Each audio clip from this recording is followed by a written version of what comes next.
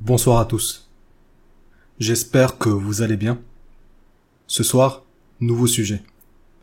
Quelle est l'expérience la plus effrayante ou étrange que vous ayez vécue? Si vous aimez ce genre de vidéo, vous pouvez me laisser un like et vous abonner. Et c'est parti.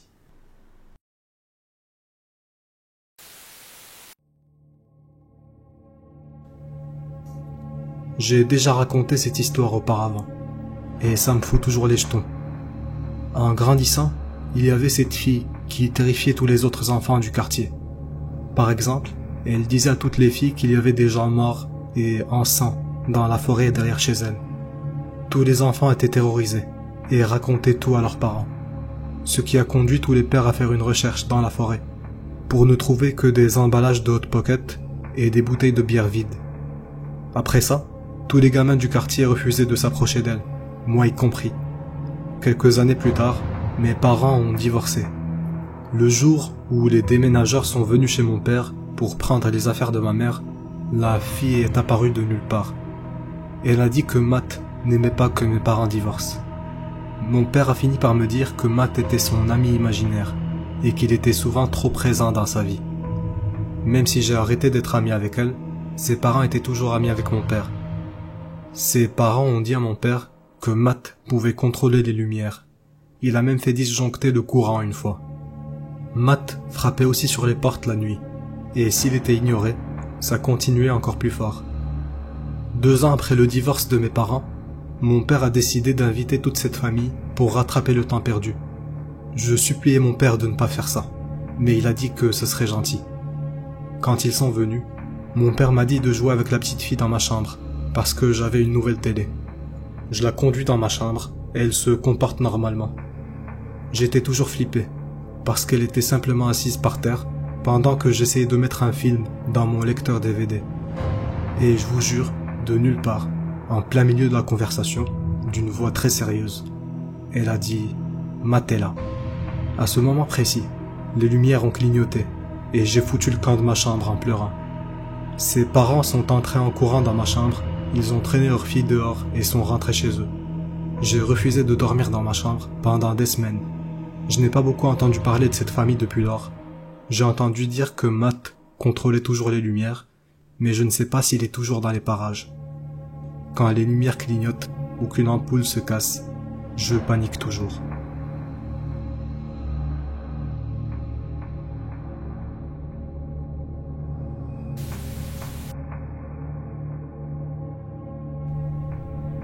Le matin des funérailles de ma mère, je ne voulais pas sortir du lit. Je ne voulais pas socialiser, ni remercier les gens d'être venus. Je voulais juste rester au lit. Tandis que je restais là, j'ai senti le lit se comprimer, comme si quelqu'un s'est assis dessus. C'était ma mère. Je vous jure qu'elle me disait une dernière fois de me lever tout de suite du lit, et que j'allais être en retard.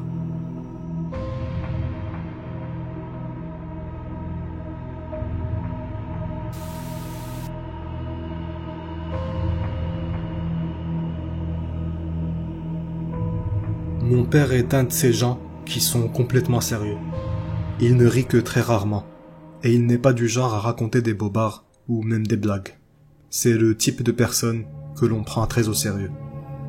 Un jour, on regardait une émission à la télé sur les ovnis et les anciennes civilisations, et je lui ai demandé s'il croyait aux ovnis et aux extraterrestres. Il commence alors à me raconter une histoire que je n'avais jamais entendue. Apparemment, quand il était adolescent, lui et mon arrière-grand-mère étaient sur la véranda, à l'arrière de la maison. C'était un soir, dans le sud très rural du Mississippi, dans les années 70. Il me raconte qu'ils ont remarqué un énorme objet qui planait au-dessus de la lisière des bois, à quelques centaines de mètres de la maison. Puis, soudainement, il est monté à la verticale, à une vitesse impossible. Il m'a dit qu'il ne pouvait pas expliquer ce que c'était, et n'a rien vu de semblable depuis.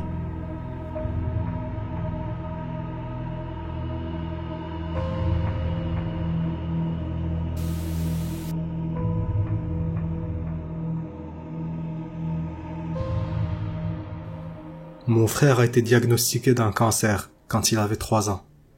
Quelques jours après le diagnostic, j'étais assis dans le salon avec mes parents. et il est sorti de la chambre. Il a dit qu'un homme nommé Tony flottait dans le coin de sa chambre. Il était en train de manger des piments et il lui disait que tout irait bien et qu'il veillait sur lui. Tony était le grand-père de mon père. Il est mort avant notre naissance et il adorait manger des piments. C'était vraiment étrange. Mon père ne parlait jamais vraiment de lui, encore moins en détail, comme son faible pour les piments. Je me souviens que mes parents ont un peu paniqué.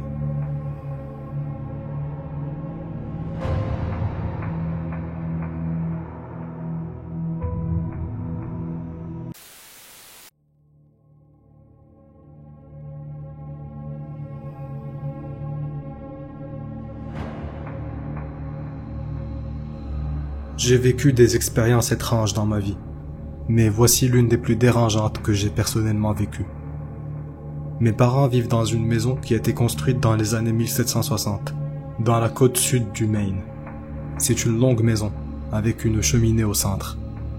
Quand ils l'ont achetée, j'ai fait des recherches sur les lieux et sur les propriétaires au fil des années. La maison a été construite par la famille Eaton et a été transmise de génération en génération jusqu'en 1860, date à laquelle elle a été vendue. Entre 1820 et 1830, la famille Eaton a perdu à la fois les parents et 8 des enfants, tous décédés d'une mort prématurée. La plupart d'entre eux ont péri de la tuberculose. Je suis rentré chez mes parents pendant les vacances d'hiver, après avoir terminé mes études à l'université. Janvier dans le Maine est très froid, mais dans une maison du XVIIIe siècle, il est glacial. À l'époque, je partageais un lit avec ma petite sœur, de 15 ans. En partie pour nous réchauffer, et en partie parce que cette vieille maison me donne toujours des frissons. Notre lit était dans une pièce, en bas, à l'avant de la maison. La seule autre personne dans la maison, à l'époque, était mon petit frère, qui se trouvait dans l'aile arrière, loin de nous. Je me suis réveillé vers 8 heures du matin, plutôt brusquement, parce que j'entendais ma petite sœur respirer très difficilement. Au début, j'ai pensé qu'elle devait avoir attrapé un gros rhume, et qu'elle était juste vraiment malade. Je suis resté là pendant quelques minutes, puis je me suis finalement retourné pour vérifier comment elle allait. J'avais la très mauvaise impression qu'elle faisait une crise d'asthme très sévère. Quand je me suis retourné, j'ai tout de suite vu qu'elle était sur le côté. Elle me faisait face, les yeux grands ouverts. Elle a chuchoté. « C'est pas toi ?» Le bruit a continué, et c'était très fort. Il n'y avait rien de subtil, et ça venait du lit, directement entre nous. On a sauté du lit et vérifié toute la pièce. Pendant ce temps, le bruit de respiration ne s'est pas arrêté. Finalement, ne sachant plus quoi faire, on s'est simplement tenu de chaque côté du lit, face l'une à l'autre, à écouter, incrédule. Et puis, ça s'est brusquement arrêté. J'ai des théories, mais aucune explication concrète.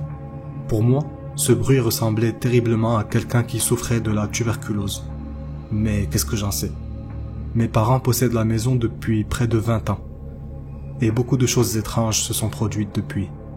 Mais personne d'autre n'a jamais entendu cette respiration.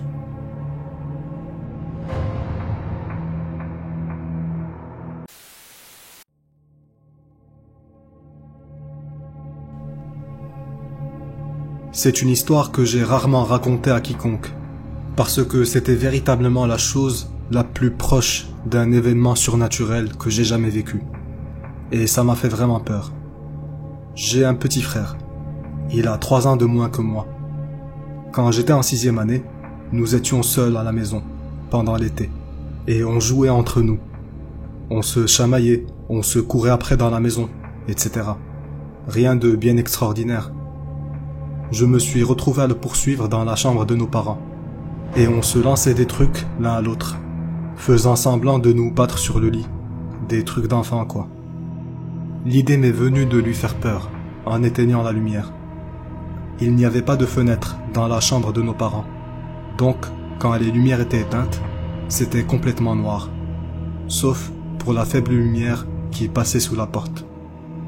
Je recule vers la porte et décide à la dernière seconde qu'il serait plus amusant de sortir de la pièce, d'éteindre la lumière en passant et de fermer la porte derrière moi, le laissant seul dans l'obscurité. C'était pour lui faire un peu peur, quoi. Alors, je l'ai fait. J'ai fermé la porte derrière moi, en éteignant la lumière et en sortant de la pièce, me retournant pour l'écouter paniquer et me demander de revenir. Mais il ne l'a pas fait. Je l'ai entendu demander « Qu'est-ce que tu fais ?» Il pense que je suis toujours à l'intérieur, et j'ai trouvé ça très amusant. Il ne m'a pas vu quitter la pièce. Je continue d'écouter. « Jacob, qu'est-ce que tu fais? Tu me fais flipper. Arrête, arrête s'il te plaît. » C'est étrange. Je me demande de quoi il parle. Je continue d'écouter. « Jacob, je ne plaisante pas.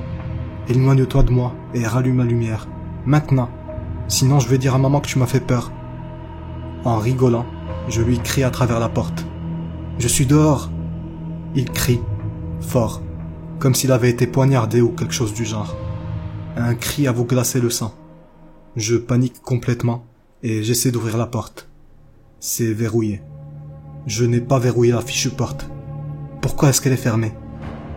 Mon petit frère continue de crier. Il me suppliait de l'aider. Je panique. Je ne sais pas du tout quoi faire. J'ai 13 ans, je pèse 40 kilos. Je ne peux pas défoncer cette porte.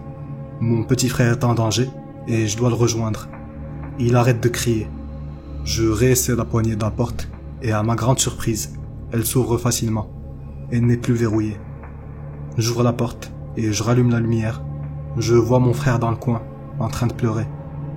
Après un peu de réconfort et d'excuses, je finis enfin par le convaincre de m'expliquer ce qui s'est passé. Il me raconte que quand j'ai éteint la lumière, ses yeux ne s'étaient pas encore adaptés à l'obscurité et qu'il ne voyait rien. Après environ 20 à 30 secondes, ses yeux commencent à s'adapter. Et grâce à la faible lumière qui passait par la porte, il m'a vu, moi, debout, dans le coin, face au mur. Quand il a demandé ce que je faisais, je me suis retourné vers lui et j'ai commencé à marcher lentement dans la pièce, en sa direction. Je continuais à avancer jusqu'à ce que je sois debout, juste devant lui, à le regarder. Il dit qu'il ne pouvait pas distinguer de détails, juste une silhouette sombre, avec un visage dans l'ombre. Il a vu une main s'étendre vers lui et saisir son épaule. Elle était froide et très forte. Ça lui a fait mal. Quand j'ai ouvert la porte et rallumé la lumière, la silhouette avait disparu. Elle n'était tout simplement pas là. Je n'ai moi-même rien vu.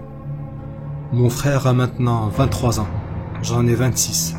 Et à ce jour, il ne parle toujours pas de cet événement. Nous avons des amis qui m'ont entendu raconter l'histoire et qui se moquent de lui à ce sujet. Quand ça arrive, il sort simplement de la pièce, refusant de reconnaître quoi que ce soit. Il m'a avoué que même 15 ans plus tard, ça le perturbe encore. Il fait toujours des cauchemars de temps en temps et il n'a toujours aucune explication pour ce qui s'est passé.